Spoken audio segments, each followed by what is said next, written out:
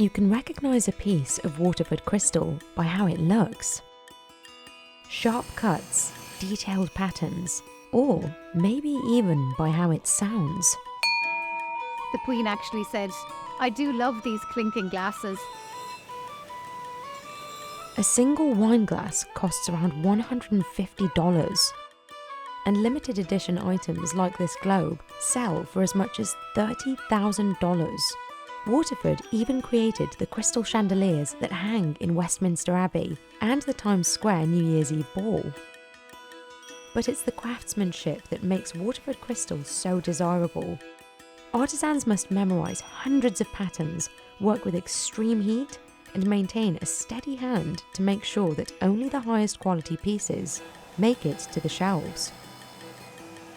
So why is Waterford Crystal a cut above other types of glassware? And why is it so expensive?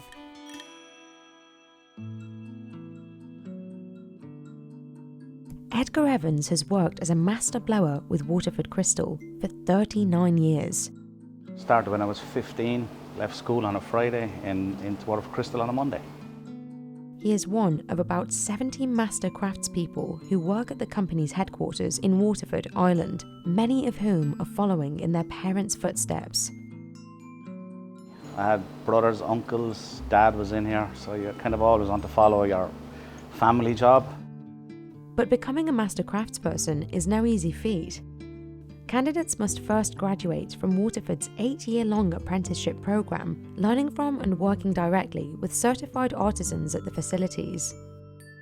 A single handmade piece of Waterford Crystal will pass through the hands of about 10 master craftspeople like Edgar before it can be shipped and sold. It's handmade, start to finish, so it's your own breath, your own hands, all the way through.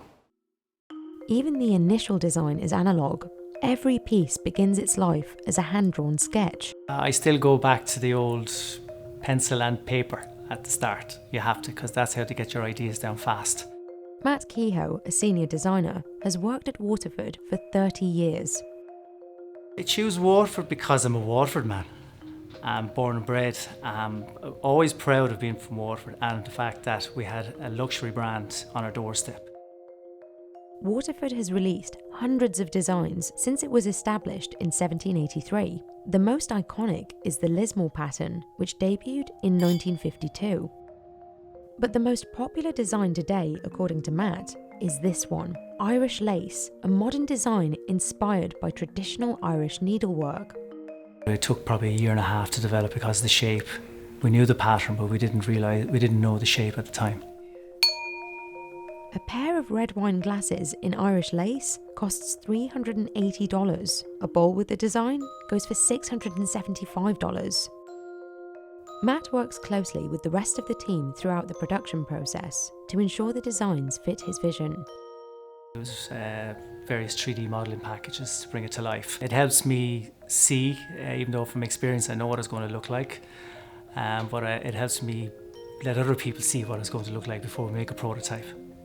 They have to be able to get into your head and I have to be able to get into their head and how they can perform. Different blowers, different cutters will produce different things in different ways. So for example, if I was to design a bespoke piece, I would probably go to a particular cutter. Once he has finalised a design and shape, his first stop is the mould room. I'd start a mould and I give the mould maker a template of, say this for example is the Irish lace. So he'll take that and he'll make the mould and get it ready for the blower. There are two types of moulds, wooden and steel. The wooden moulds can only be used 10 to 15 times because the extreme heat from the molten crystal breaks them down. Once the mould is ready, the next stop is the blower, who breathes life into Matt's designs. It's a pull stem and it's usually done by a machine, but here in Waterford it's made by hand and it's a team of 4 people. One of those 4 people is Edgar. He's typically accompanied by a master stemmer and 2 apprentices who assist with tasks like creating the ball of glass the master blower will use for the piece. There's no individuals in here. It's teamwork all the way through, but we often even socialise together, kill each other, make up again. Crystal contains a small percentage of minerals, often lead, to make it more durable than glass. Waterford recently transitioned from lead-based crystal to a new recyclable lead-free formula containing barium oxide, which the company says is twice as durable and more heat-resistant. It says both formulas are regularly tested and are safe for use. Before they can begin blowing the mixture, artisans heat it to around 1100 degrees in a kiln. And by the time I get it to the mould, it's probably 400 or 500 degrees. Edgar says staying safe when working with such high temperatures comes down to years of experience and careful teamwork. Edgar estimates he blows 300 to 350 pieces of stemware a day. When working on large pieces like vases, he blows around 50 to 60. After blowing, the pieces are put through a special annealing process that gradually cools the glass over 24 hours. Cooling the glass slowly is essential to prevent it from breaking. The rims are then polished and any extra bits are cut off, smashed, and melted back into the raw mixture. After the blowing side of things, we'll bring it down to the cutting shop and we'll get the pattern marked up on the glass. I generally, when it's a prototype, I'll mark up the glass, mark the pattern and give it to the cutter and talk to the cutter and discuss exactly what he would like. Though these marks serve as a basic guide, each cutter is expected to memorise over 100 designs.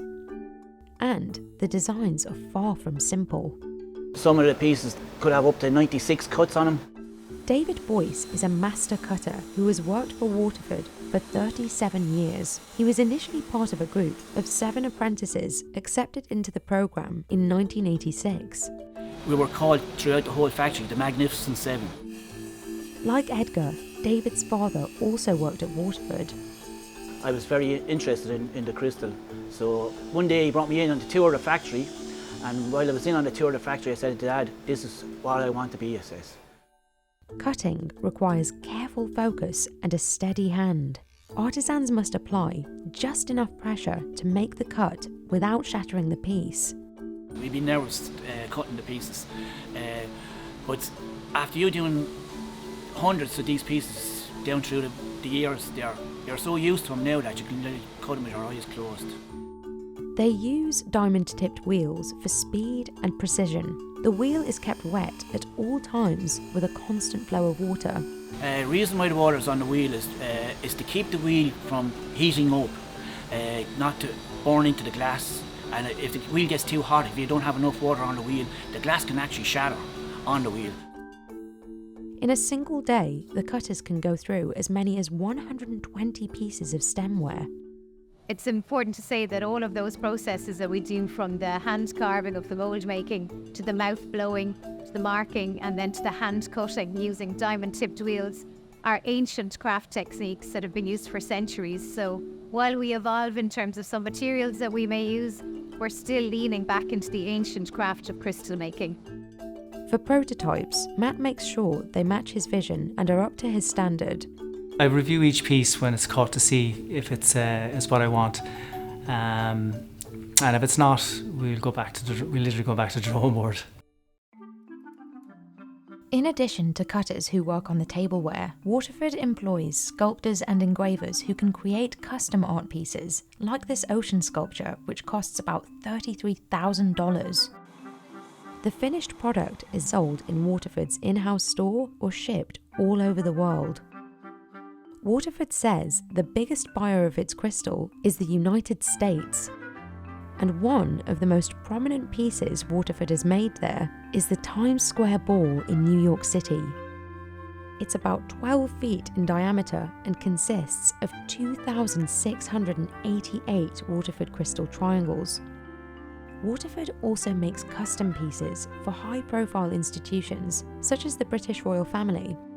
So we had no less than Prince Charles, now King Charles of England, and Camilla come to visit us here at Waterford. So it was an exciting visit to welcome royalty, and again they're very familiar with the Waterford brand.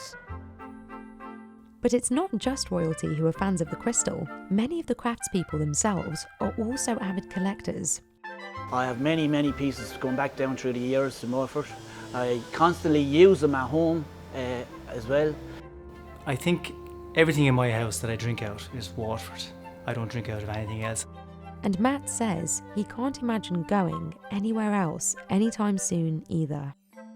Can't see myself ever working for any other company. I think designing for Waterford is something special.